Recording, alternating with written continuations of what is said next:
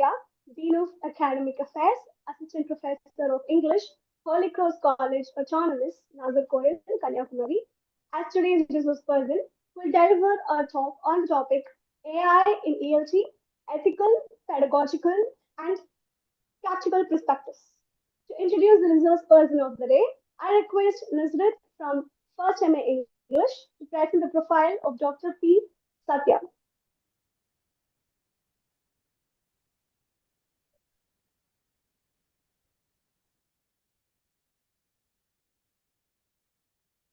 Good evening, everyone. I hope my audio is audible. Am I Yes, audible? Nusrat, you are audible. You are audible. Okay. It gives me immense pleasure to welcome our guest of honor, Dr. P. Satya. Dr. P. Satya is Dean of Academic Affairs and is serving as an assistant professor of English at Holy Cross College, Nagarkoil. Her interests span English. Her interests span English language teaching, language and linguistics, communicative English, and personality development. Work experience includes assistant professor roles at Holy Cross College, St. Joseph Institute of Management, Trichy, and Hindustan Institute of Technology and Sciences, Chennai. English as a trainer for US state government, corporate communication trainer at Ars Lines Consulting Engineers. She has provided volunteer service as language trainer for pre-novice at Gonzaga Convent, Puducherry, served as communication trainer for Sri Lanka refugees in Trichy, Children of Brick Chambers in Punamalli. Administrative roles encompass organizing secretary for Crosslinks Literary Fest and National Conference on Language, Culture and Literature, assisting in proofreading general English textbooks, instructor for Korean Japanese students, soft skills trainer, coordinator for professional English, paper setter for exams. She has also taken communication classes for non teaching staffs at Hindustan University and assistant editor for University Magazine. We welcome you, ma'am. Thank you. Thank you, Nusrat, for the detailed information and introduction as well. Now, with great pleasure and enthusiasm, I invite our resource person of the day, Dr. P. Satya. We look forward to enriching insights from you, ma'am. Very good morning. Good evening to you all.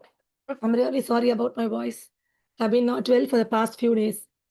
Since I've made a commitment to the Department of English, E.G. Vaishnav College, I had to take it up. So please bear with me and my voice. So shall I share my screen? Yes, ma'am, sure.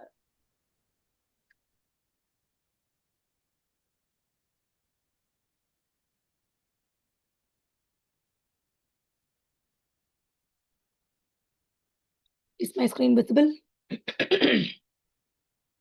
Yes, ma'am, it's visible. Yeah, thank you, ma'am. So, all the youngsters here. So, first of all, good evening. And this is AI in English language teaching. I'll be speaking about the ethical, pedagogical, and practical perspectives. So, to begin with, I would like you to join this using Mentimeter using this QR code. I'll wait for you to join. If not, you can also, maybe I'll also post the link over there in the group.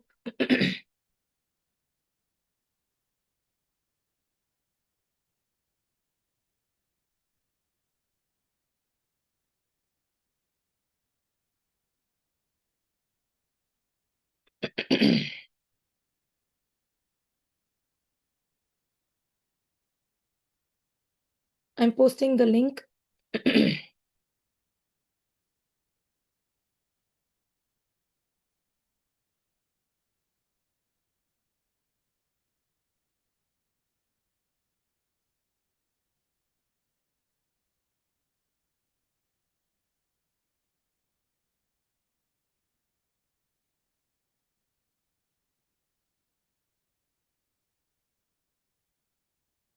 We all joined.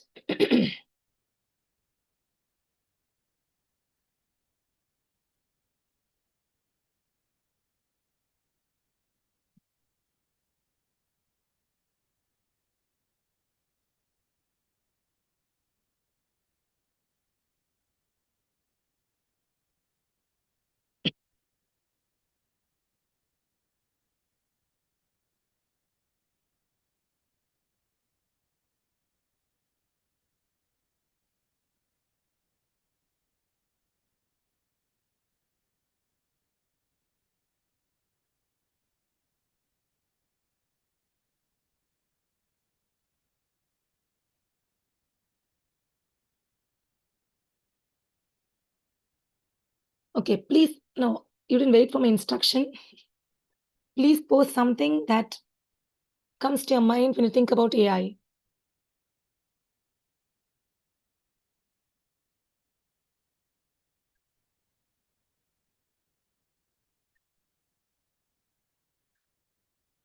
The first word that comes to your mind when you think about AI, please post it there.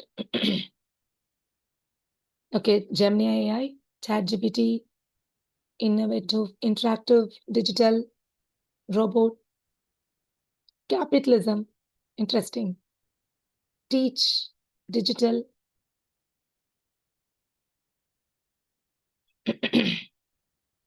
I'm glad to study literature. Fine, intelligence,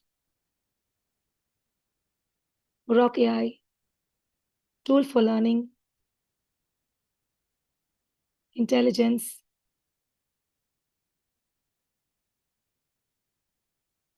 okay, learn. I think there are around 51, including me. At least there should be 50 responses.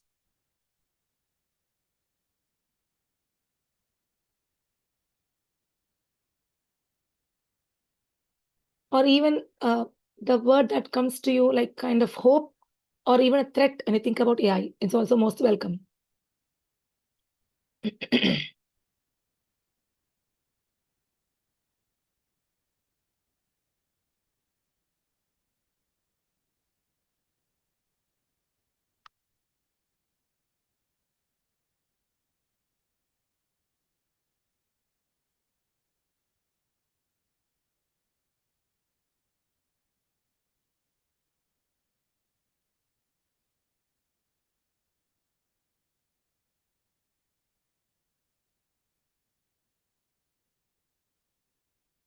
Is quick, dangerous, very good. Domination, advanced technology,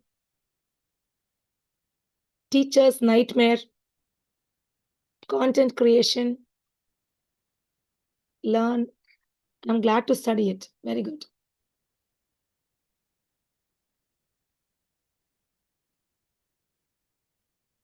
Okay, fine. Bright, dangerous. Okay, right. Domination. Fine. Maybe when I reach 25, I thought I'll stop it.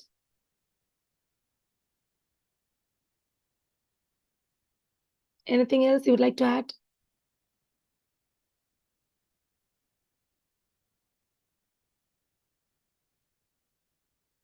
Okay, fine. So thank you so much for your response. We'll just move on with the presentation. Now, from the words I've received so far, most of the words were very positive. And of course, dangerous, capitalism, a few words were kind of negative. I would say it's a negative word. I would say maybe a threat that it poses to the teachers, right? So now to begin with, I've divided my presentation into 3 parts.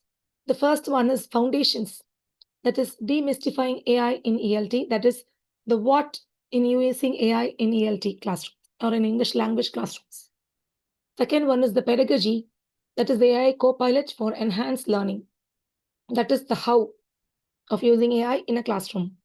And third one is the most important part is the ethics, that is navigating the responsible path, the must as a teacher of English that we should follow in our language classroom. So here, we have 3 different types of AI. The education system itself has divided 3 shifts. The first one is narrow AI, wherein it is designed just for specific purposes. For example, say Grammarly or Duolingo, wherein the specific purpose is to check only for the grammar or grammatical aspects. And Duolingo, again, for enhancing the skills, skill-based. It has lessons from listening, speaking, reading, and writing, wherein the purpose is well defined. The second one is generative AI. Again, it creates new content as we refer to. It may be a text, an image, or an audio. For example, which most of you have even posted there, some of you, like ChatGPT or Gemini or Claude AI or Grok. But I have my own difference of opinion with respect to new content because I feel whatever it has been fed, okay, only that is what it has been generated. I don't think it is generated as such, but generated within double quotes. The next one is the core technology, that is with NLP, that is natural language processing. And this is a kind of key for the language understanding or for the present generation. So this is how we define AI shift.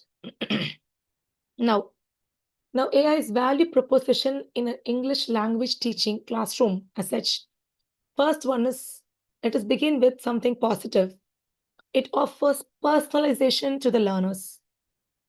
And in a way, it also helps the teachers to offer this personalization to the learners. That is adaptive learning paths based on real-time data. For example, if I as a learner lacks something with respect to speaking skills, AI teacher or the teacher who can create the content or co-create the content using AI will modify my lessons or my assessment patterns, which is suitable for me as a learner. So we always focus on individualized instruction or personalized instruction. In that case, AI is a blessing. Number two is something called as efficiency. That is, in order to do the mundane tasks, the teachers are honestly speaking, it's like we are overburdened. It's like we prepare, even I watch of recent reels, we prepare to work so that the work will be easier for us to work. And we'll also work even after the work. So in order to automate the mundane tasks such as grading or material creation, in that case, AI can be used. And number three is engagement. As we all know, the present generation, that is Gen Z, whom we are teaching, and the forthcoming is Gen Alpha and Beta, of course. So they have very low attention span. When I was doing my undergraduation, the attention span was about 20 minutes. But then in 2010, when I was doing my B.Ed, when I read my B.Ed books, it was like the attention span was 7 minutes. But now I'm teaching after 15 years, the attention span of the learners is hardly 30 seconds or even 20 seconds, I would say. And that is why even some of us, when we watch the reels, we can't even watch the reels for 30 seconds completely. We'll just swipe it off. So as a teacher, we need to engage the learners.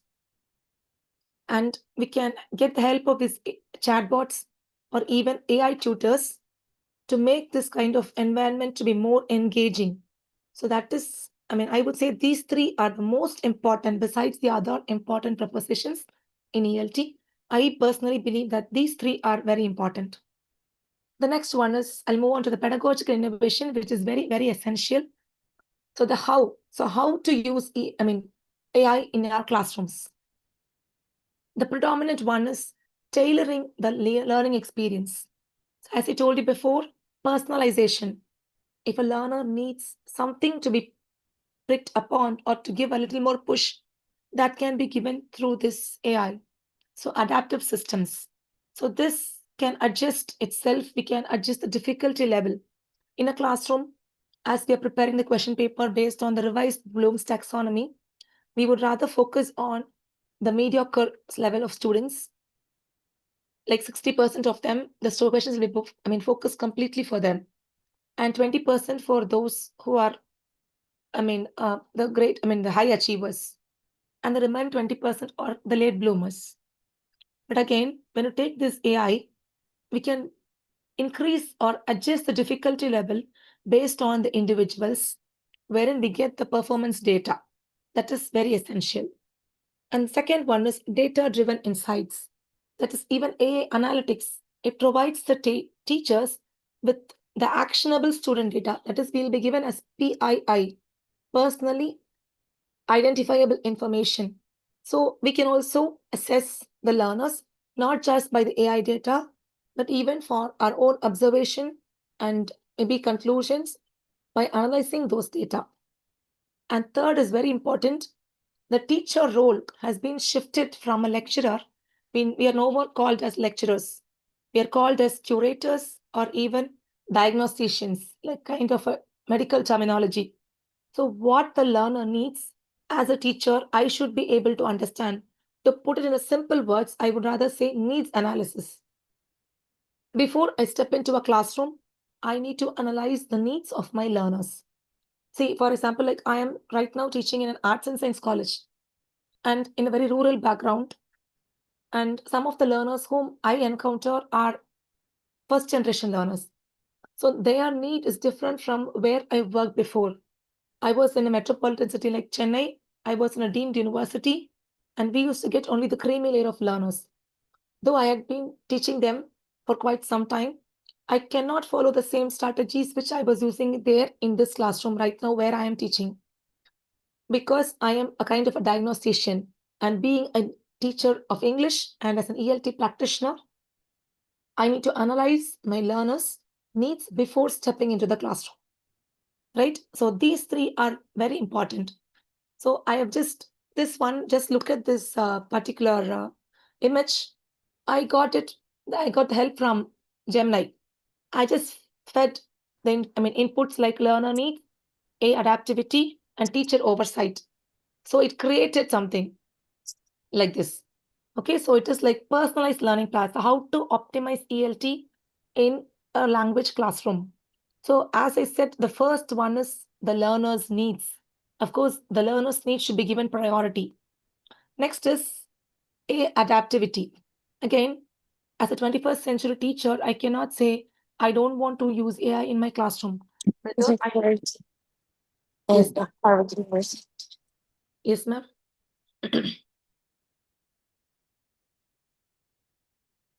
Right. So AI adaptivity.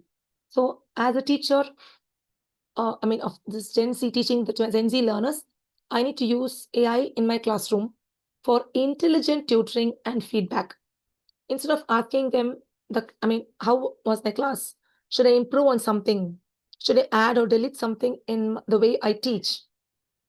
Every feedback, the learner sometimes they will, because of due to certain factors, they will not be able to convey to me very openly. But if I give them a feedback link, even anonymously, whether they can post, I will get all the feedbacks. So adaptivity is right now, it's very essential. And I cannot or I should not just leave everything to AI because it is not machine learning.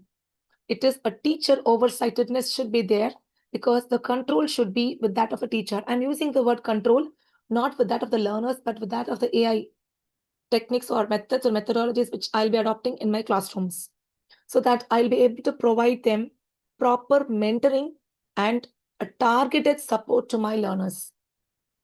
Okay, next one is practical AI tools. So how can we use these AI tools for enhancing the macro skills of the learners? So as we all know, the 4 skills: listening and speaking, reading and writing. So I've just given a few examples here.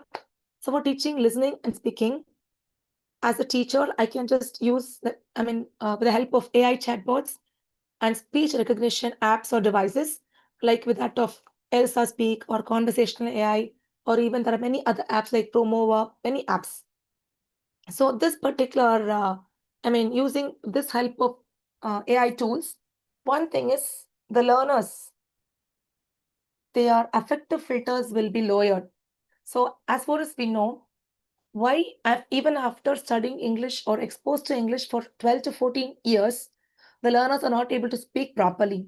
It's because lack of exposure, lack of opportunities, and fear of ridicule. So these 3 are my research findings when I was doing my PhD. Of course, there are other factors, but these 3 are predominant factors. One is lack of exposure. Maybe I am not a teacher, an English teacher, which means I'm an Indian who's teaching English. I'm not a native speaker. So my English will be more, maybe to that of an Indian English or an Indian speaking English or Indian trying to imitate like English. That is one thing. I might have my own disadvantages of pronouncing certain words. Okay, I might have some kind of transfer of training with respect to error analysis. When I have been taught wrongly, like environment, we have been mispronouncing it for quite some time. And now they say it's like environment. The pronunciations, they differ because English is the language that keeps on growing. So real-time pronunciation feedback. When we make use of these kind of AI chatbots or speech recognition apps, definitely we will be able to, make the learners to expose to the real-time language. That is one. And second one is we provide them with opportunities, because second and third, like fear of ridicule.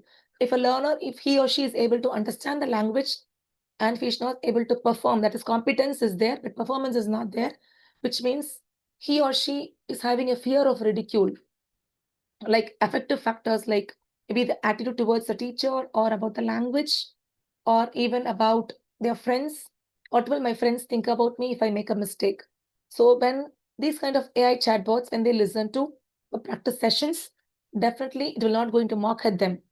Okay, because we focus on reinforcement, skill of reinforcement. They'll say, okay, next try. Let us try one more time. These kind of practical tools can be used for teaching them listening and speaking. Next, with respect to reading and writing, of course, we all know about Grammarly or Quillbot. That is just to check instant grammar or style checks. So this is kind of a focus on higher order critics. So like how to improvise your writing styles.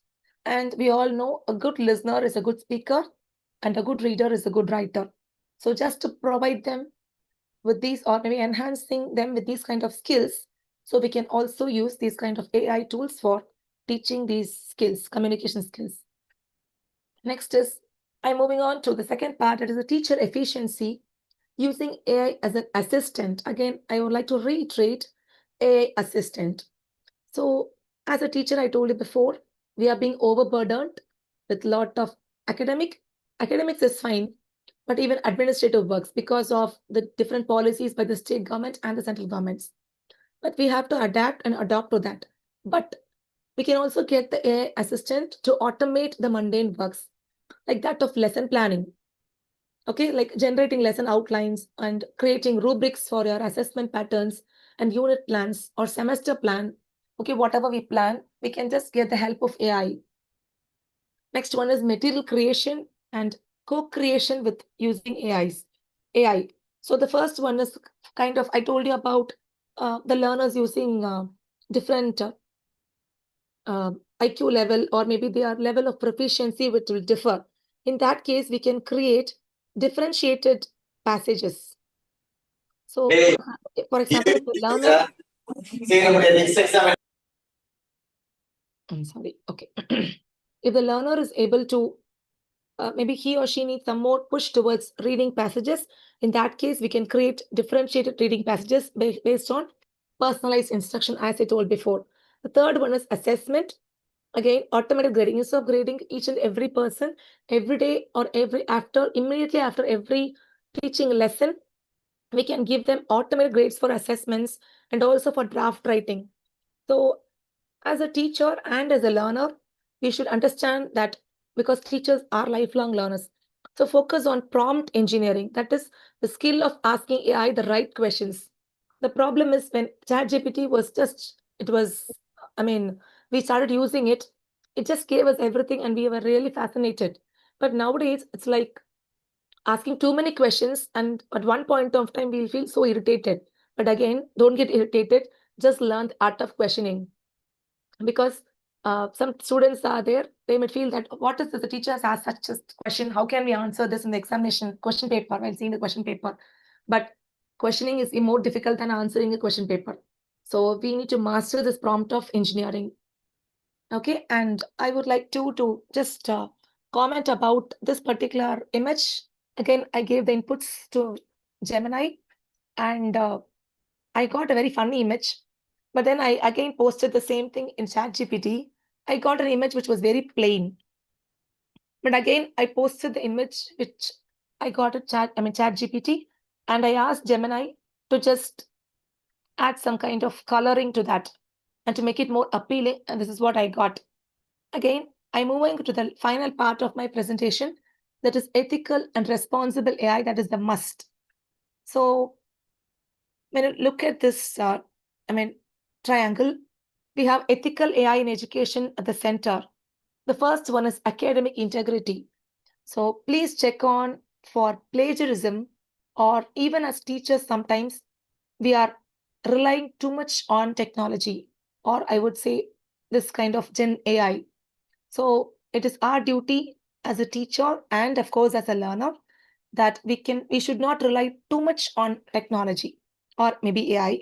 And the second one is privacy and security, because we are handling student data or PI, that is personalized, identifiable information. Because the students' grades are also being saved. So we are going to do with big data analytics. That is the trending. Like even we watch something, if you want to buy something, just think of something, buying a mobile phone. You get all your feeds, all social media feeds only about mobile phones. Like that, the student feeds.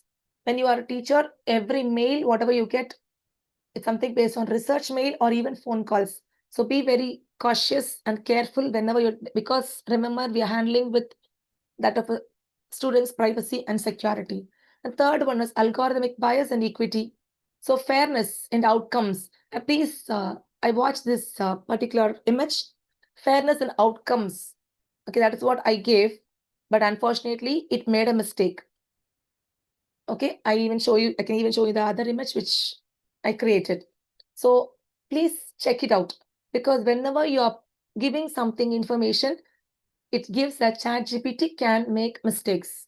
So as teachers, we are here to correct the mistakes, not only of the learners, but even when you present something. I deliberately posted this image because to show that even Gemini also can make mistakes. Okay, right.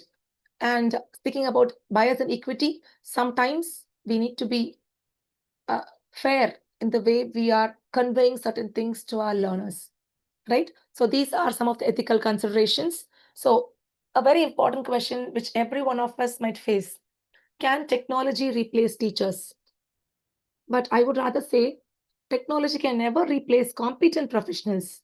Again, why I mean competent is, again, technology can replace teachers who are not able to compete with the current generation, right? So the potential risk nowadays is over reliance on Gen AI hindering critical thinking. Again, recently I attended a conference with ELT. There was one of the professors who spoke about AI. Okay, like he said, we are going after artificial intelligence, but we are losing the OI, that is original intelligence. I was really fascinated by the statement, because even then, the critical thinking, we are losing it. So as teachers, we should be very cautious and conscious in the way we use AI, and make the learners also to use AI in the classrooms. So let us focus on the process and not on the product. That is, maybe for example, I told you about lesson planning or assessment or rubrics. Like you have to require only the outlines or annotated drafts and reflections on AI use, just like that. Don't rely completely on AI and just post as it is. That will make mistakes. I also have one more example coming up in the next slide. Next one is assessment redesign. Of course, I told you we can give them everyday assessment with respect to automated grading. But besides that, redesign using Viva OC, wherein even though the learners, see, before we used to have learners who will never even submit the assignments on time. But nowadays, even last time when we were guiding the students for projects, every project was, even without a grammar mistake, because we know the students' language as well as, computers or internet's language, the language of the internet. But you giving in the Viva OC, I don't think the learners will be able to even just exactly copy whatever the AI has generated for them, or even tell them that. And project-based work, wherein AI usage can be minimized, because as in the 21st century being there, we cannot neglect AI completely, but how to modify and make use of the optimum use of AI in the classrooms. And finally, also engage the learners in tasks requiring real world context or even the local knowledge. For example, we give the learners, take a picture that you see inside, for example, general English students. As I told you, the learners whom I am teaching are rural background and first generation learners. So I just gave them assignment, click a picture, whatever you see inside the campus, and just write 2 lines of your own. I told them, if you want, because most of them, they are from Tamil medium, because history students, I'm teaching history and economics, and it's a Tamil medium in our college. One, course is taught in Tamil medium, one program. So I told them, you can guess some. They said, like, ma'am, we're not able to write a sentence. I told them, okay, fine. If you want, you can just get the help of ChatGPT or other AI. Excuse me.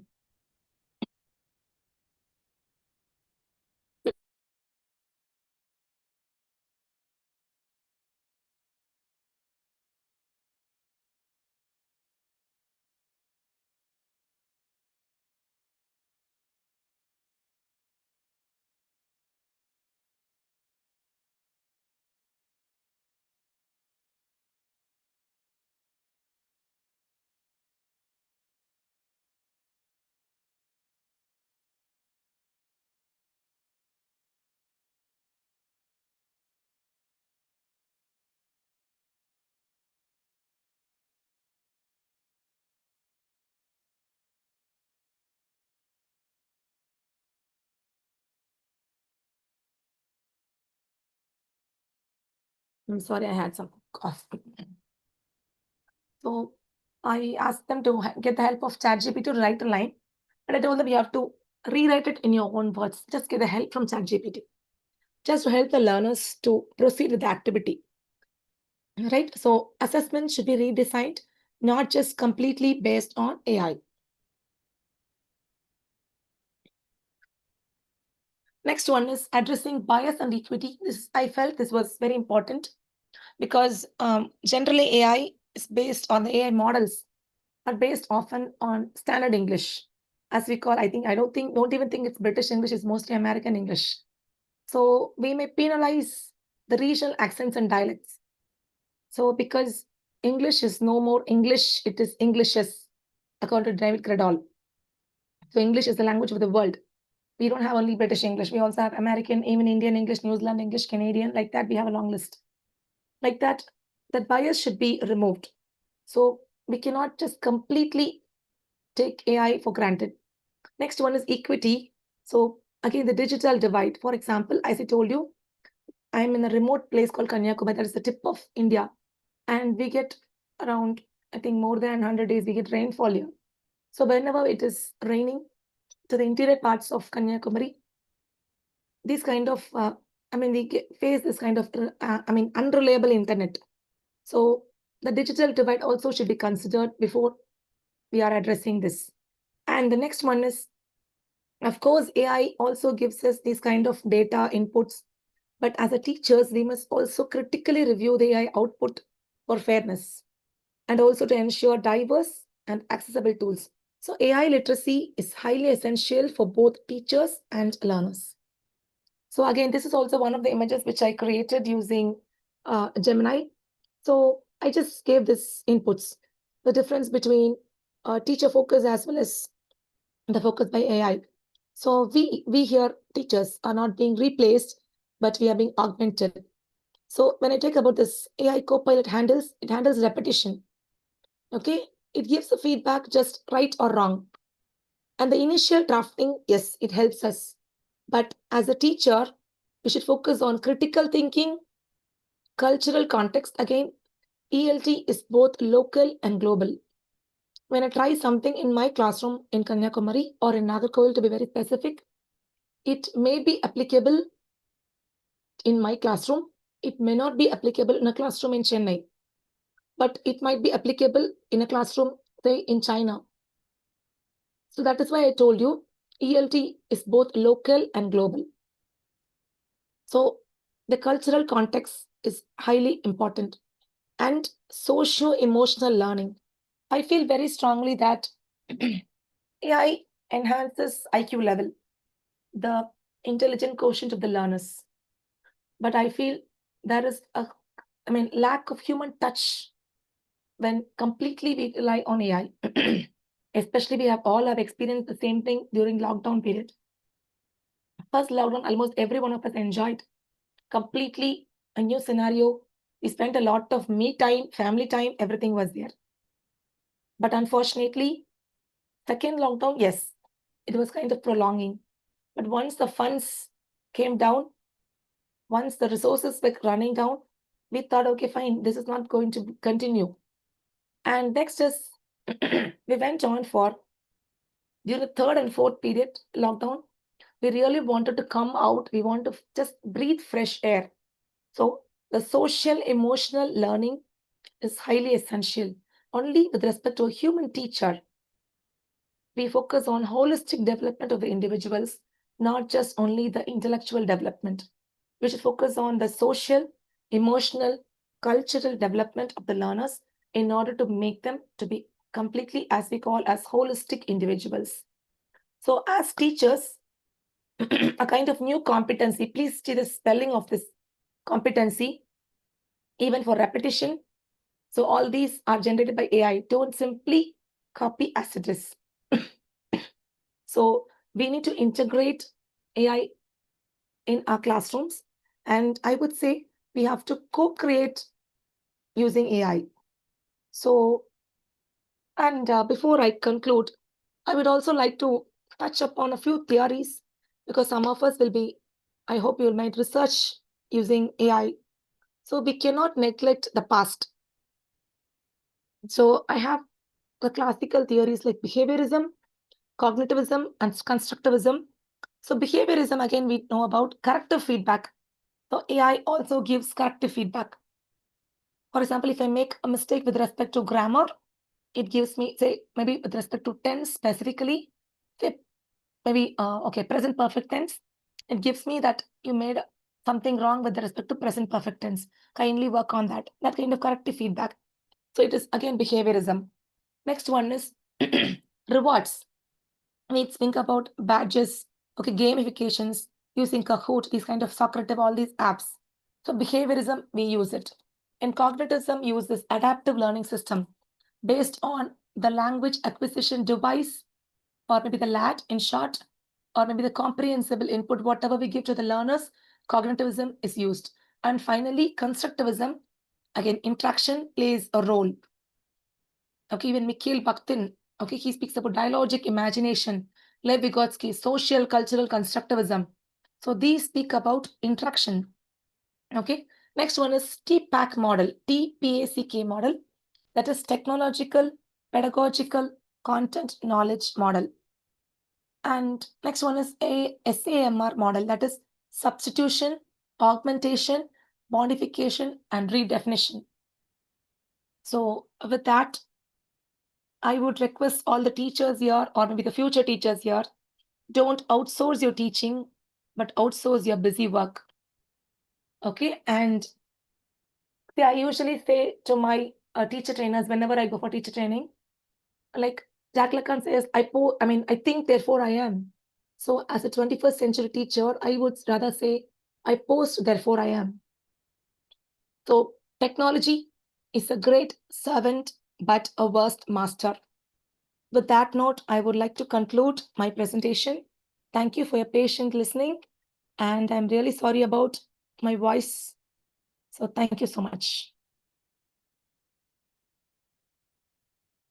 Thank you, ma'am, for your enlightening and practical information. And now we'll now move into the question and answer session. Participants may raise your questions in the chat box or unmute yourself and ask the question.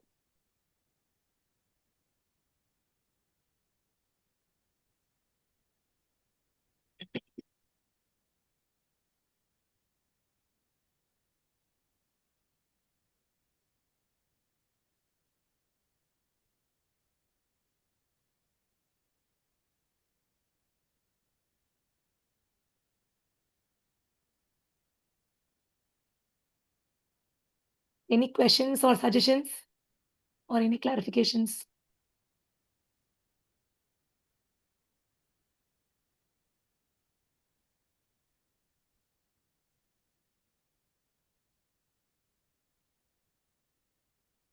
Ma'am, I have a question. Yes. So, how can practical challenges like digital literacy gaps or unequal access to technology and internet and infrastructure issues affect the effective integration of the AI in ELT? Could you please come again? Like, there will be a lot of technological difficulties or network connection issues, right? How do you think it affects AI into teaching ELT, ma'am? No, because I told you my learners, they are from the rural background. Even if it rains, even the slightest rain, we will have disconnectivity. And we face a lot during the lockdown period. Of course, the government gave them free SIM cards, but in spite of that, the learners were not able to join the classroom. Of course, few of them, they don't want to join. Let us leave out that.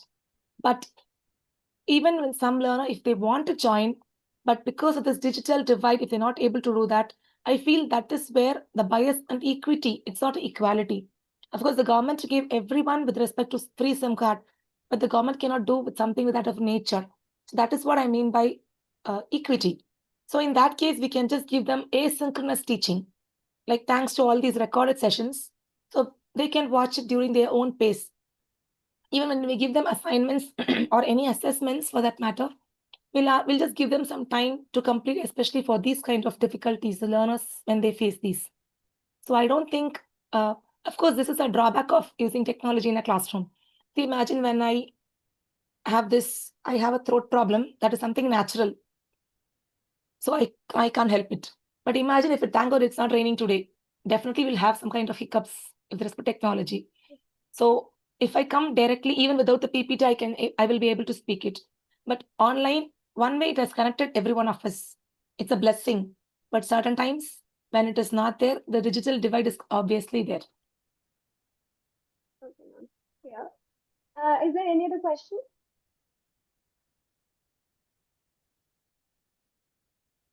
Ma'am, there's a question in chat box. Kotashri, she says, Yeah, I good use evening, it. ma'am. Yeah, yes. My question is, as a learner, how can I reduce my dependency on AI?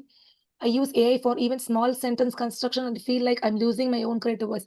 Exactly. So this is what I really wanted you to focus on. Even as a teacher, I mean, like one day thing is we have to have kind of maybe self-discipline, I would rather say. It's a very, very critical word or a very harsh word sometimes. But as a teacher also, because I have that capability of writing welcome letters, a vote of thanks, without that, I will just go and speak. But for the past 3 years, since I was not the responsibility, immediately I'll just switch on just ChatGPT, I'll just type something. That was really difficult for me. As she said, I was also losing my creative voice, but deliberately at one point of time, I decided that I should not rely on AI. I told you the last thing was when you're overburdened, yes, you can't help it. But for each and everything, we should have the self-discipline. So better you just don't even switch on the internet. Even like, for example, even for my kids, when we were in school, for fancy dress competition or for kind of model making, our parents taught us from their own creativity. But what do we do now? We just immediately we just type Google, fancy dress ideas, model making ideas.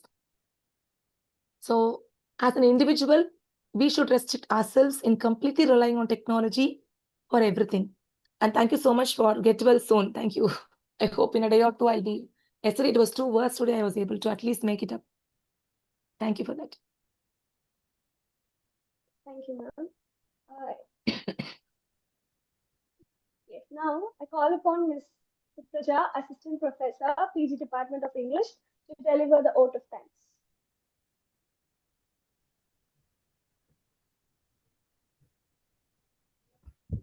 Good evening, everyone.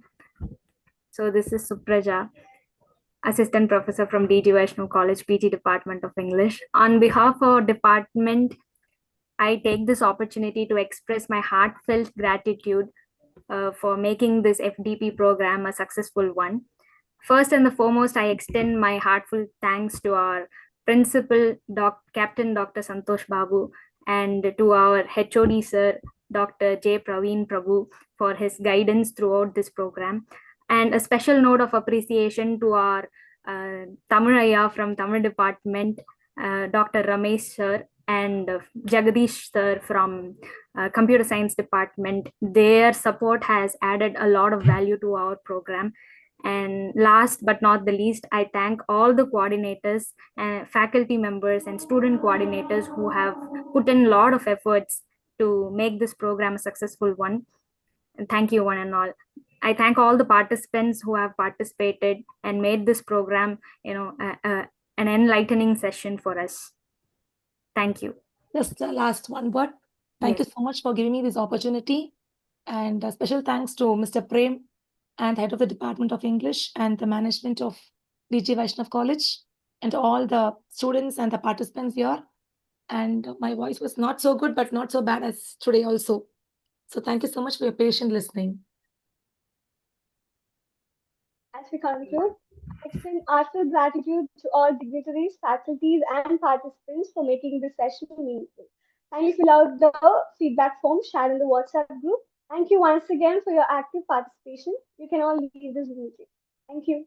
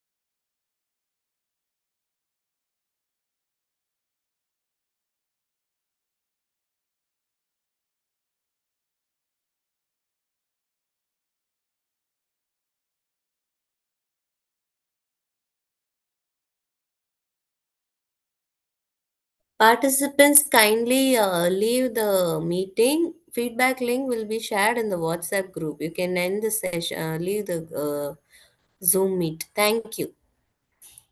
Hello.